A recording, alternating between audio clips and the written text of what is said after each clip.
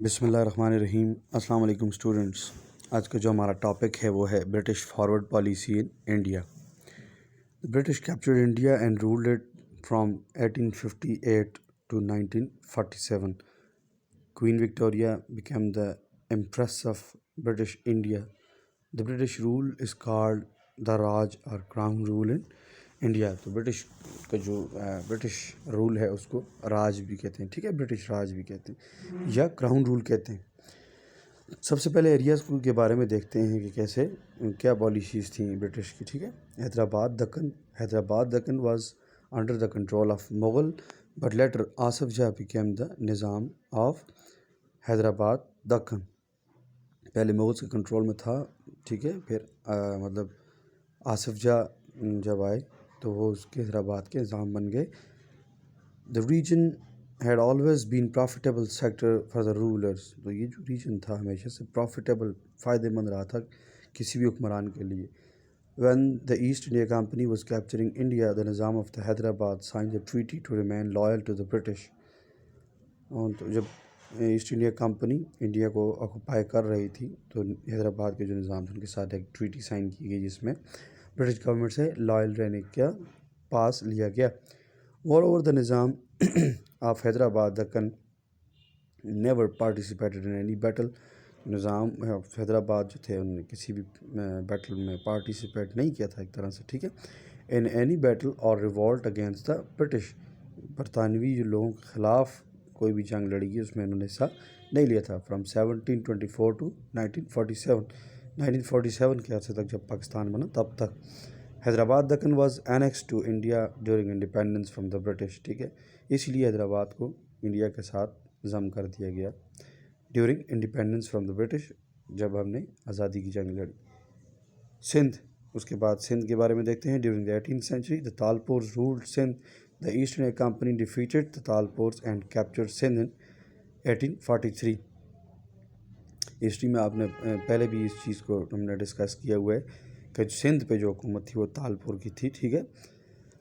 Charles Napier, a major general of the British Army, became the first Governor General of Bombay. After a few years of his rule, he annexed Sindh to Bombay. तो उन्होंने सिंध को बॉम्बे के साथ मिला लिया। तो the British introduced a railway system, उन्होंने एक रेलवे सिस्टम इंट्रोड्यूस किया, ठीक है। आप जब नेक्स्ट ग्रेड में अपनी 8th क्लास में जाएंगे तो उस चीज़ों के बारे में हिस्ट्री में डिस्कस करेंगे कि कैसे सेपरेशन हुई बॉम्बे से, ठीक है, सिंध की, या इस हवाले से कि जो ब्रिटिश थे ये किस तरह का निज़ाम लाए थे, ठीक है। एक पूरी डिटेल है उसमें। अच्छा, printing press and canal system was also introduce. तो उन्होंने बहुत कुछ एजुकेशनल रिफॉर्म्स की थी। उसके अलावा कम्युनिकेशन के सिस्टम को बनाया था, रेलवे सिस्टम्स उन्होंने बनाए, ये कैनाल सिस्टम जिसकी डिस्कशन हम कर रहे हैं वो बनाया गया, और बहुत सारे ऐसे सिस्टम थे, ऐसी रिफॉर्म्स थी जो उन्होंने अपने दौरे हुकूमत में की थी, ठीक है। डिफरेंट लॉर्ड्स हैं ये ब्रिटिश जो गवर्नर्स या चीफ मिनिस्टर्स या इस तरह के लोग गुजरे हैं, उन्होंने अपनी रिफॉर्म्स की अपने एक तौर तरीके से। नेक्स्ट बलूचिस्तान है। Balochistan was an independent state until the 19th century. In 1839 during the reign of the Mir Mehrab Khan, the East India Company attacked Balochistan. तो उसके दौर में मीर मेहराब खान के दौर में जो 1839 है उसमें ईस्ट इंडिया कंपनी ने बलूचिस्तान को कैप्चर किया, अटैक कर दिया और कैप्चर कर लिया। They divided Balochistan into 3 parts. तो उन्होंने बलूचिस्तान को 3 हिस्सों में तकसीम किया, western Balochistan, eastern Balochistan and the northern Balochistan. All 3 parts of the Balochistan were given to the Afghanistan के साथ मिला दिया, उसके अलावा ईरान एंड पाकिस्तान, और तीनों के साथ, मतलब कि अब जैसे हमारे पाकिस्तान का इसके साथ बॉर्डर है, ठीक है, मतलब ये बलूचिस्तान की तरफ से जो हमारे बॉर्डर्स टच होते हैं ये इसकी डिवीज़न की वजह से eastern Balochistan become the part of the British India. Eastern Balochistan था जो ईस्टर्न बलूचिस्तान वो इंडिया, ब्रिटिश इंडिया में चला गया। The British ruled Balochistan until 1947, 1947 तक वहाँ पे वो हुकूमत करते रहे। And Balochistan decided to annex to Pakistan, और बलूचिस्तान को फिर वापस पाकिस्तान के साथ ऐड कर दिया गया। फिर पंजाब के बारे में अगर हम बात करें, during the mid 18th century, 18वीं सदी के दरमियान में, Sikh and the Mughals were ruling Punjab. Sikh और मुग़ल जो थे वो पंजाब को रूल कर रहे थे। زیادہ تر اکثریت میں جو تھے وہ ایک مطلب مین جو پاور تھی وہ مغلز ہی تھے، لیکن سکھوں کی پنجاب پہ سکھوں کا زیادہ کنٹرول تھا، جیسے سندھ میں تالپورس کا کنٹرول تھا۔ The East India Company capture Punjab in 1849. They controlled the politics and revenue of the Punjab. The rulers of the Punjab were ruling as dummy king. انہوں نے کیپچر کر لیا، اور جو وہاں پر رولرز تھے پنجاب کے، جو رولرز تھے وہ ایک طرح سے ڈمی کنگ تھے، ٹھیک ہے، because they were appointed according to the will of the British. Dummy king اس لیے تھے، کٹھ پتلی جس کو آپ کہتے ہیں، جو کہ دوسروں کے مطلب اشاروں پہ ناچنے والی اور دوسروں کے اشاروں پہ کام کرنے والے، تو خود تو یہ کچھ کام نہیں کر سکتے تھے، اور اس لیے ڈمی کنگ ان کو کہا گیا، کیونکہ ان کو برٹش کے ول پہ، مطلب برٹش کی خواہش پہ جن لوگوں کو انہوں نے نامینیٹ کیا تھا، ان لوگوں کو لگایا گیا تھا، اور پھر وہ خود اپنی طرف سے کام نہیں کر سکتے تھے، بلکہ جیسا برٹش کہتے وہ اسی طرح کرتے۔ After 1858 Punjab and other parts of the subcontinents were under the rule of Queen Victoria.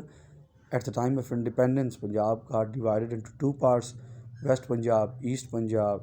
West Punjab was annexed to Pakistan. West Punjab کے پھر تو ایسے کر دیے گئے جس طرح بلوچستان کے، تو ویسٹ پنجاب جو تھا وہ پاکستان کے ساتھ آ گیا، جبکہ ایسٹ پنجاب جو تھا وہ انڈیا کو دے دیا گیا۔ نیکسٹ جو ہمارے پاس ریجن ہے وہ اودھ کا، ٹھیک ہے، اودھ یا Awadh. Awadh was North Indian state ruled by nawabs, nawab اس کو رول کرتے تھے، ٹھیک ہے۔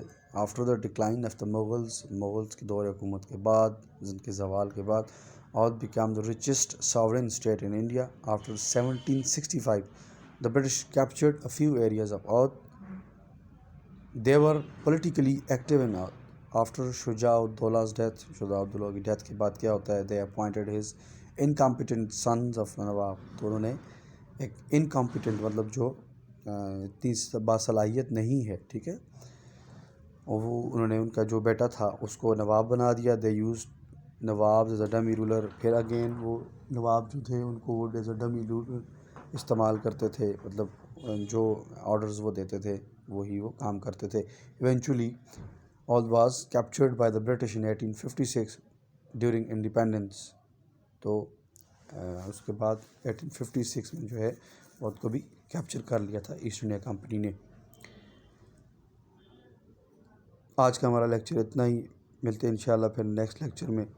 اللہ حافظ۔